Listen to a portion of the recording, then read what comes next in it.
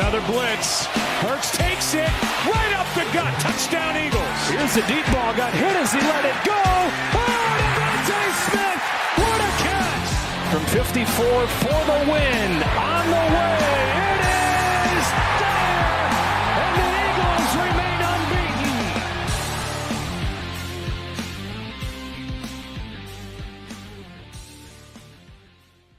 What is up, you guys? Welcome back to the Flyin Style podcast. I'm your host, Matthew Mitchell, back with my co-host, Steven Maslij. What is up, Matthew? What is up, ladies and gentlemen?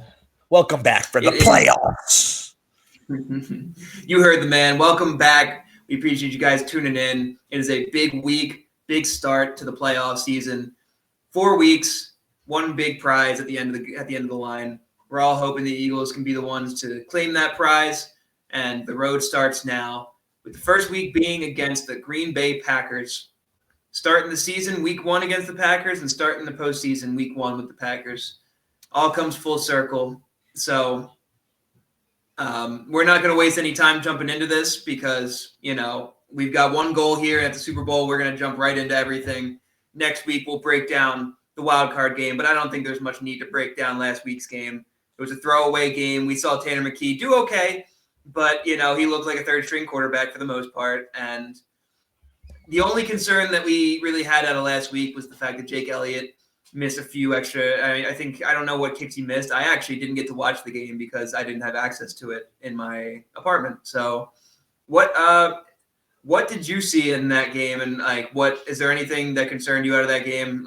Did Jake Elliott missing kicks concern you? I didn't see how many he missed or made. He missed one. It wasn't. I just need him to get his head right for the playoffs, and that's about it. Jahan Johnson had a good game. We didn't run the ball as well. It seemed like our blocking wasn't as good. Oh wait, it was our backups. Yeah, I really don't take much from this game, and I'm like, we just really need Jake Elliott to get his head on straight. He's been kind of brutal this season, for being completely honest. He's having a tough year, unfortunately, and I think that it's definitely a tough conversation that Sirianni and how you're going to have after the season's over. We're obviously not – it's too late to change anything or make any adjustments, but we hope that Jake Elliott can find his confidence and his rhythm because we all know and love Jake Elliott. He's been around since the Super Bowl, and he's had a lot of big moments for us. I don't think any of us ever saw a day where Jake Elliott would start to fall off. We all thought he would kind of just get old enough to retire and go ahead. I didn't think that we were going to see him, have a decline in his play, but it does seem like he's struggling, and that conversation is going to have to happen. Yeah, he's 1 for 7 from 50 plus, and that's just inexcusable. I know it's it's not automatic, but for him, it used to be pretty darn automatic. Truthfully, for an NFL kicker, it kind of should be automatic. 1 for 7. I'm not going to sit here and act like I can just do that, but I know that not everybody can. But truthfully, NFL kickers have one job, and it's to make kicks. And you have to be the best at making kicks, So if you can't kick a 50-yard – when I was playing D3 football against Widener University, they had a kicker that could kick 55-yard field goals. If an NFL kicker can't kick a 50-yard field goal, it's a problem. Yeah, definitely a concern. But that's not our biggest concern of this wild card weekend. No, sir. Our biggest concern is the Packers. The Green Bay Packers. Jumping right into it, what kind of things do concern you going into this game? Is there anything specific that you're worried about? Specifically, it's just the fact that they have playoff experience. Jordan Love is obviously fine. Christian Watson has been ruled out for this game. They do have a pretty decent running game with the tandem of Josh Jacobs and Emmanuel Wilson. Their defense is really just okay. Zaire Alexander is also out for this game. They don't have much going for, but they're not a bad team in a sense. Yes, they lost to Chicago their last game, but outside of that, they literally only lost to 3 teams. Yes, I know they have 6 losses total, but they've only lost to us, Minnesota, and Detroit. They still have beaten every other team in the NFL other than playoff teams. So I was going to say they've beaten every team that they were supposed to beat, sure, but they haven't beaten anyone of any stature. Their best win this season was against the Rams, and I'm not saying the Rams are a bad team, but it's not the upper echelon of what we've seen to be elite this season. You know what I mean? So they have lost to every elite team they've played, but they've beaten everybody else that they're supposed to. And we talked about this last week, that they're kind of middle of the pack. Like, I don't think they don't particularly scare me, especially with the loss of Jair Alexander and Christian Watson. That's two big pieces that they're missing. And I'd hate for this to be an excuse or anything that actually makes a difference in the game, honestly. So I hope they both come in healthy. But I believe that both Jordan Love and Malik Willis are nursing injuries and are expected to play despite their injury report listings. So I think they're both questionable right now. So that unfortunately is a factor. I kind of hate when that's a factor, especially with the way the Eagles won the NFC Championship against, backup quarterbacks a few years back. I want to see the best game possible. I truly do. And I hate the heartache, but I love the heartache. So I really, truthfully, in the playoffs, I want to see a great game. But I don't know if this team scares me that much. Am I crazy for that? I really don't. I don't see a lot that bothers me. I've been trying to convince myself that I should be more scared of this team, but it's kind of nerve-wracking that we're not, to be completely honest with you. It's just we have to come out. It's all about us at this point. The only people that can hurt us is us in this game. Just turnovers. Obviously, Jalen hasn't really played a snap in a month, or a full game in a month, should I say? But so that's my biggest concern, honestly. And then we talked about it. We spoke a little about it last week about Jalen coming back and everything. Where he's at now, and obviously he's a full participant. He's all good. Jalen's definitely playing. What is your concern with him going into this game? Do you want to adjust the offense anyway to try to protect him, or you just let him loose and because it's playoff football? And I don't know. What do you think? What's your concern on Jalen? I'm 100% on board with full go, do whatever you think is going to win the game. I don't see any point in protecting somebody with 4 games left, potentially 4 games left in the season. You got to go balls to the wall and put everything out there for every single game from here on out. There's 4 games. It's very little left. Make sure you get out there and do everything you can to win those games. Don't leave anything on the table. It's just not worth it. So I understand that Jalen has had maybe a concussion, maybe a half of one, at some point in the season. And I understand you obviously want to protect your quarterback in the future, but I don't think that should limit them from doing anything they think is necessary to win the game. If they can get by without having to run Jalen, that would be fantastic. If Jalen doesn't have to run the ball that much, great. And I hope that he understands that he should protect himself as quickly as possible going into this game. But I don't want them to limit anything on the offensive side of the ball. I do think that with the way that Green Bay runs their zone defenses, and they run a lot of zone, that the RPO game is going to be huge in making sure that they throw them off. And it's going to mean that Jalen's going to have to run sometimes. And I think that you have to take that opportunity because they're a pretty sound team. They're well coached. They do things very, I'm trying to think of, disciplined. That was the word I was looking for. They're very disciplined and they play a good game. This team outperforms what their talent level is, I think. And that's the biggest concern for me because it's easy to look at them on paper and be like, oh, they shouldn't stand a chance against the Eagles. But they do play better than the paper shows. And like you said, with the playoff experience, they've been there before and they tend to play better in these big games late in the season. So I'm not going to sit here and act like it's not going to be a worrisome game at all. But I said this probably mid-season and the statement still stands. And I said this multiple seasons ago when we went to the Super Bowl in 2022. This team has given me the confidence to say that they can beat anybody in the league. And they probably should beat anybody in the league. If they lose, it's because they made mistakes, not because the other team was better than them. So I can sit here confidently and say that there's no team in the league that's just flat out better than them that we have to be worried about.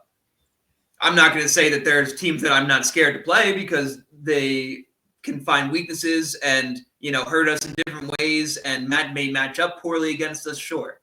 But we have the most talented team in the league, and they've given me the confidence to back up that statement. I'm not scared to say that. That's a very fair point. I mean, I just know this game is going to it's the playoffs. I think this game is going to be really close. I mean, if you even just look at the Packers entire season, every loss that they have, they only have one loss. That's a 2-possession game. Every other one is a 1-possession game, which they just play good football. Like you said, like they literally just they try to make you mess up because they know they're not better. Matt LaFleur came out and said, I guess it was a while ago now, that he's scared of his most feared defensive coordinator is Vic Fangio, which was kind of cool to know going into this game. But I think this game's going to be tough. It's never going to be easy. It's the playoffs. Anything can happen. But at the end of the day, there's no reason not to have faith in this Eagles team. We can steamroll them. We can beat them. And yeah. There's one way that I look at it is when you go back to week 1 of this season when they played them the first time, the Eagles beat them. What was the score to that game? Do you remember? 34-29. 34-29. So they beat them 34-29, and they played a pretty terrible game, right? Like they didn't play very well. Like they looked sloppy. They looked out of sync. The offense wasn't moving fluidly, and the defense looked terrible. We've only gotten much, much better than that. The defense that they're seeing now compared to the defense they saw in week 1 is night and day. And the offense that you're seeing now has, a sound Jalen with his decision-making and confidence in his throws. You've got AJ and Devontae, who you always have to be concerned about. And you've got Saquon and the offensive line clicking on all cylinders. This team is much better than they were in week 1 when they played them the first time, and they beat them the first time. And I understand that the Eagles growing means that Green Bay also could have grown. But if you look at the end of the season, Green Bay really slipped near the end of the season, and they weren't looking that hot in those last few weeks. So they looked real sloppy going into the playoffs. We looked nice and hot and ready, and we've only been going up all season. And you haven't exactly seen that exact trend with the Packers. So that, again, gives me a lot of confidence going into this game. And truthfully, I am not going to sit back and act very scared. I'm going to say it's going to be a 2-possession game. I really do. But is there anything else that you're particularly, thinking about going into this game? I mean, are you worried about the Jalen Hurts rust going into this game? Because that's probably my biggest concern. That's definitely my biggest concern. It's just the fact, but I know Jalen's a competitor, and I know he's going to be out there fine. But just the fact that he hasn't been playing in any game, just on the NFL field, and just getting those reps, it's just a little bit concerning. It seems like this can be more like a week 1. Yeah, he threw 2 picks in that Packers game back then, and that was 2 out of his 5 picks all year. We don't need that Jalen again. We don't need to have, he obviously cleaned it up and was very effective throughout the rest of the season. But it seems sometimes to me that little rust might also cause decision makings, but it's all in his own head, and he has to, as long as he knows what he's capable of. And I'm really not concerned, not about him, but just our defense too, and Saquon, and I think we're good. I really think we can beat this team and beat it by margin. I do too, and I think with Jalen, I think a big thing about him is that in 2022, before there was a lot of film on him, and before he had really established himself, in that 2022 season when he took us to the Super Bowl and he had an MVP runner-up season, he, got a chance to be an unknown factor and make the most of his opportunity. And he did that. And because of that, he had the utmost confidence in himself all season. He didn't throw a lot of picks, was throwing the ball deep. He was making great throws, and he looked like an MVP caliber player. Going into that next season with a new offense, he never found his rhythm. And I think because of that, he lost his confidence. And that's why you started to see more interceptions. You started to see more incomplete decision-making. You started to see just more incompetence from Jalen Hurts than you were used to seeing. And because of that, he lost his confidence, and he didn't have that confident Jalen Hurts mentality that he had in that 2022 year. Now you jump into this year, and he was going into this season with the lack of confidence. And that's why 3 or 4 of his 5 picks came in the first 4 weeks. But the second he got some comfortability in the offense and got some rhythm going with his receivers, and they put him in a position to get his rhythm going and put him in a position to not make mistakes. And I understand that people were trying to say that's because Jalen Hurts can't throw and can't make decisions. No, I don't think that. I think that he didn't have confidence, and they had to put him in a position to gain his confidence back. And I think that we did that. And I think that that's what you saw, when you go into the Steelers game and everybody was asking him to throw, he can do that. He can do that because he has that confidence this year. And I think that going into this, I don't think you do have to be worried about Jalen's rust causing turnovers, because I think that the confidence is there. Now, you might see my worry with Jalen Hurts' rust is his quickness in decision-making, which he has struggled with this year. I think that maybe you'll see him take a step backwards in the decision-making department and just be a little slower. And that's where I'm worried. But I don't think you're going to see him revert back to causing turnovers for this offense, because I think that whole situation was always about confidence. And I think that he has that this year. Yeah. I mean, I that's very well spoken, very well said. I completely agree. I guess my only concern in this game is us coming out slow, and because that's one thing that they really haven't proved to me yet, that they're able to dominate the first half completely. I know they're able to dominate the second half and dominate these games, but definitely the first quarter is going to be a big indicator of if this game will be close or if they'll win by margin. If they come out and they can put up 10 points in the first quarter, I'm not asking them. It's hard to ask someone to get 2 scores on the first 2 drives. Mm-hmm. But if they're able to and they're able to put up points quick, I think this game could be very much a dog walk for them, in that sense. But it could easily, if the Packers get up early, I think it'll come down to a 1-possession game down to the wire, where we do need to have more possession and go down the field and have those long methodical drives against the Steelers. Yeah. And yeah, I mean, it's our game to lose, dude. I mean, I'm very excited. I'll be at the game. That makes me even more nervous because I won't be able to attend another Eagles game if they lose. So it's my fault. Love how Sean clipped that last time. Thank you, Sean. So I guess it's my fault that they win. It's my fault if they lose. So I think it's fair. I might hold you to that, honestly. So we'll see. Yeah, unless I need a buddy to go to the Eagles game with, but definitely gonna chirp a cheesehead over there. So you don't have to worry about. You don't have to doubt Maslij chirping an opposing fan ever. That's for sure. But with all that being said, let's jump into predictions. What do you expect this weekend to pan out to? I really think it's going to be straight domination. I think I'm going to go 34-17. I really think we can dominate this team and make a statement. I know it's not going to happen, but that's the only reason I think it can happen is because I really don't think – I don't know, man. I'm so all over the place, but just on paper and just based off of what I've seen from this Eagles team, they haven't even gone out and really kicked someone's butt just the way I think they are able to. And I think this fire is going to be lit under them.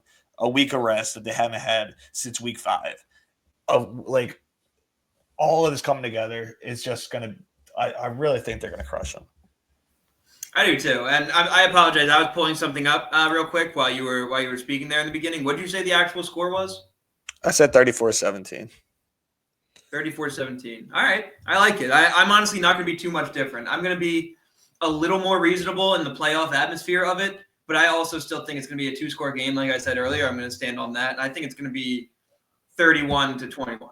That's where I'm expecting it to kind of land at. I think that our defense is, for the most part, going to shut them down. I think that 21-point touchdown might come late in the game of them trying to make a comeback. But I think that we're going to dominate this game. I think you're going to see a score of 31-14 at some point, and it's going to feel like the game's over. Yeah, I could definitely see that. And because there's not that many different games, this is what I was pulling up, so I apologize. I think that we should go ahead and give our picks for the entire wild card weekend while we're here. So I'll name them off for you, and I want to hear what your thoughts are, and maybe we can keep a tally and see how we do in these playoffs here. So for the first game of the weekend, we've got Texans-Chargers. Chargers are -3 in this game. What do you think? I mean, I had to go with the Chargers. This Texans team hasn't been great on defense. I know they're going to be home in this game. I think that Harbaugh and Herbert and the way they're able to run the ball, they will get out of the first round. I think they'll make a little bit of a run. The Texans have struggled against decent teams. They have just lollygagged the way through this year. They're 10-7 is essentially 700 to me, especially in the really poor division that they are in. I think the Chargers are a good team. I don't think they're a great team. I just think they're very solid, very well coached. They don't have all the weapons that you would love and expect, but they do have some stars on the team, and I really do think that Harbaugh is going to coach their way into beating the Texans. It should be a good game, though. I agree. I think I'd have to agree with you. I would go Chargers -3 here. I don't think the Texans look that great right now. They've looked sloppy this year, both offensively and defensively. I think that they got blessed with a pretty nice path to the playoffs this year. So I do think the Chargers have looked like a better team this year. Justin Herbert has looked great, and he looks like he's been doing well under Jim Harbaugh. And Jim Harbaugh has done a great job turning them around with the lack of talent that they seem to have right now. They've had some really talented teams over the past few years, but I feel like this may be the least talented team that Justin Herbert has had to work with. And I think that they might have the best chance to, advance further than he ever has. So that's a testament to Jim Harbaugh and Herbert with what he's been doing this year. And I think I'm going to stick with the Chargers here too. So second game, we've got Ravens-Steelers. Ravens are -9.5. The thing about the Ravens playing their last game, which kind of stunk, is they lost Dave Flowers for this game, which is unfortunate. Mm-hmm. I don't think that's going to be a huge factor in this game. A 9.5-point total with two divisional guys opponents going into a game. You can't tell me that it's. I mean, I'm going to say it's going to stay within 9 points, just because I think the Steelers are a hard-nosed defense, and I don't trust their offense whatsoever. I still think the Ravens win this game, but I think it might be tighter than we expect. I think it'll be tighter. You're taking the Steelers plus money. What? You're taking the Steelers plus 9.5, but I think the Ravens win the game. Okay. I think I'm actually going to go the other way, and I'm not going to say this. Pittsburgh's going to win, but I am going to say that I think that Baltimore's going to cover. I just think that, I obviously see why it could go your way 100% the way you described it, because we've seen these two teams battle out a couple times, and early this year, the Steelers beat them in a hard-nosed game and, shut down their high-powered offense, showing what their defense could really do. And you can't just dismiss that per se. And obviously it's another divisional game. They have a lot of history together, so that's a huge factor. But I just think that the Steelers have lost their touch here. I think that the Steelers were on a hot streak. Did I talk about this in the podcast last week, that I think they're similar to the last year's Eagles? No, not really. Talking to somebody about this. I don't think you said it on the podcast now. Okay, well, I think they're very similar to last year's Eagles, where they won a lot of games and they looked good for a little bit, but even while they were looking good, you were kind of sitting there like they're kind of just scraping by, and then they kind of fall off a cliff at the end of the year. And they still make the playoffs, but they look terrible. And I feel like the Pittsburgh Steelers are in the exact same situation right now, and I think they're kind of going to get obliterated. So I'm taking the Ravens -9.5. For the next game in the AFC, we've got Bills-Broncos. Buffalo is minus 8.5. Bills and Broncos. Well, if you know me, I'm not a big Bo Nix guy. The Broncos are one of those teams that just find a way to get it done. They have some very sneaky, underrated players. I'm trying to find the sack leader for their team, which is top 10 in the league in sacks. What's his freaking name? No. Oh, Nick Benito. Like they got these guys. Like they're just very. They're very interesting. Guys on both sides of the ball.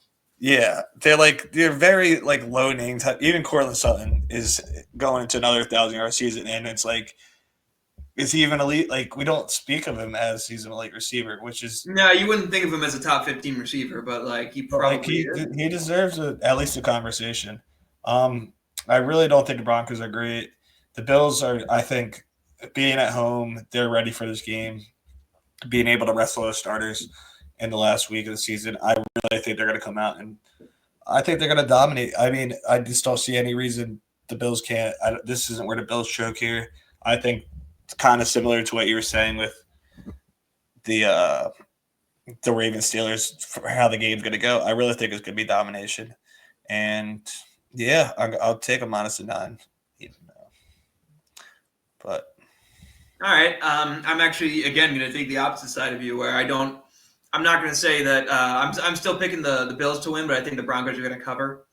I think that this strikes me as a sneaky game, and for whatever reason, the Bills don't tend to play very well against bad teams, and they do play well against good teams.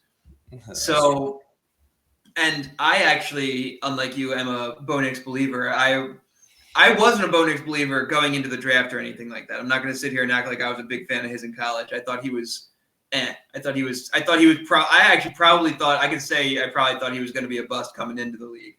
I was actually really shocked when he went in the first round, but I also have to admit my wrongs and say that he's had a fantastic season this year, and he's made some throws this year that I've been completely wowed at.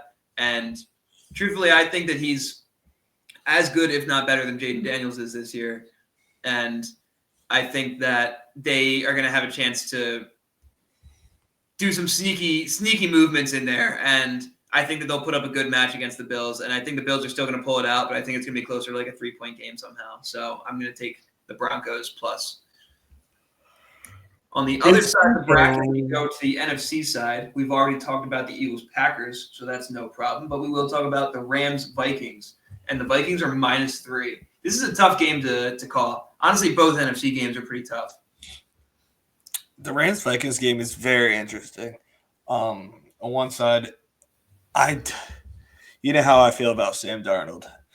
This game is going to be this game is going to be played in Arizona, which the Rams don't really have fans anyway, but it is a little bit of a change because they're playing at a neutral site.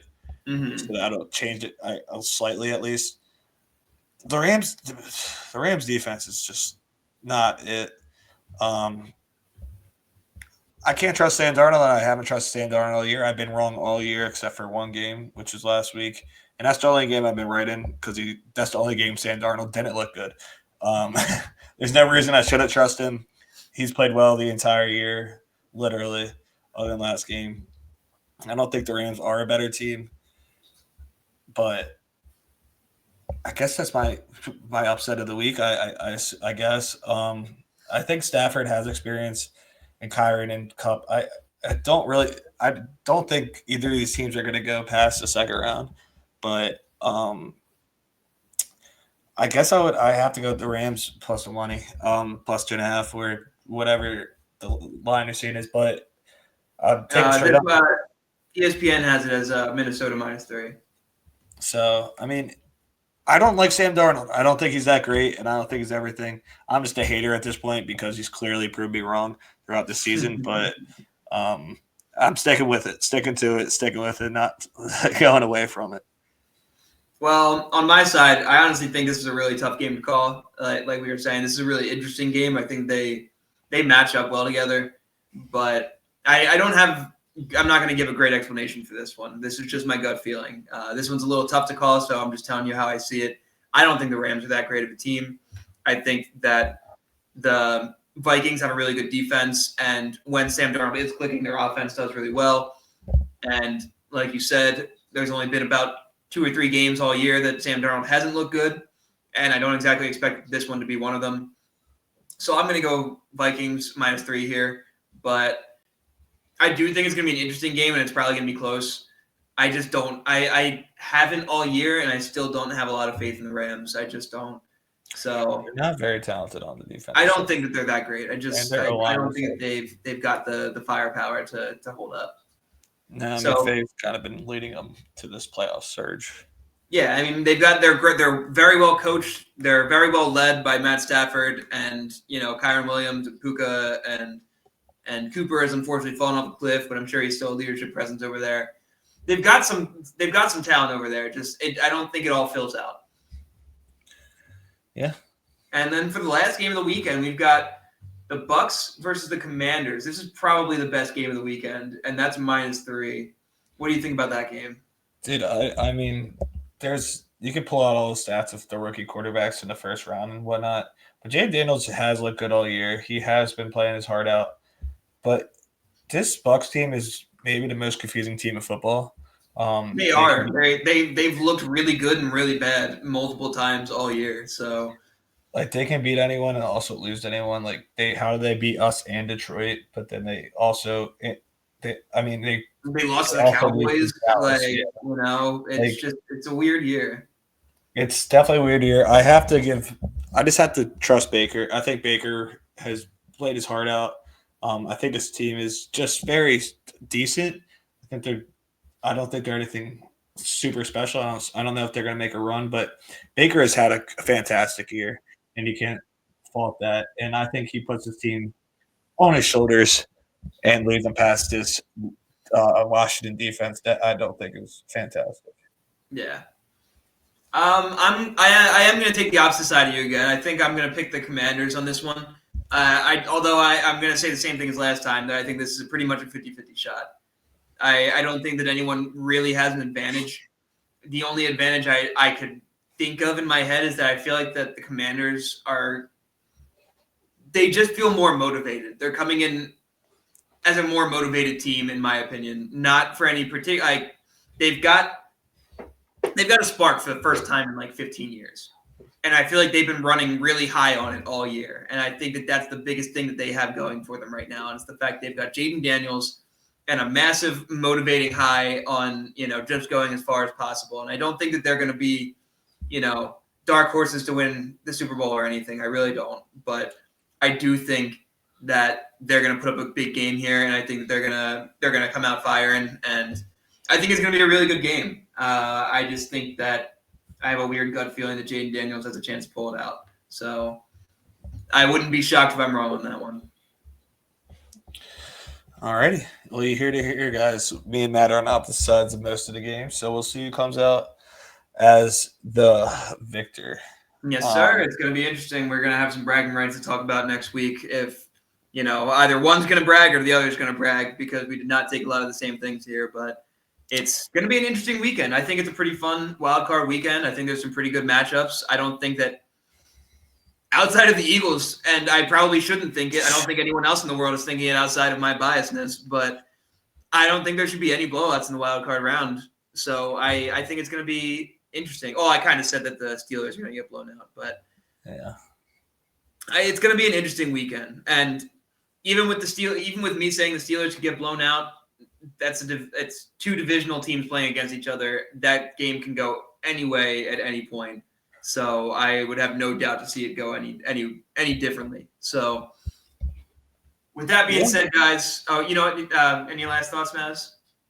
No, I was about to say, as long as the Eagles win, I could care less if anything else happens. So that is for sure. Right about anything else. So. All that really matters is that the Eagles come back next week for a divisional game, and we have more to talk to you about, and we don't have to end our season early and our time with you guys earlier than we want to. So with that being said, thank you guys for tuning in. We appreciate you guys stopping by always. If you did like this video, make sure you click the like button. And if you want to keep up with us in the future, make sure you subscribe to our channel. We do come back with weekly updates, and barring the Eagles making a nice playoff run, we will be back talking to you about each game and we'll break down some of the other playoff games in the midst as well. So make sure you're tuning in, check in with us. And as always, guys, thank you for tuning in. So go Birds, and we will hopefully see you guys happy next week. Let's go Birds.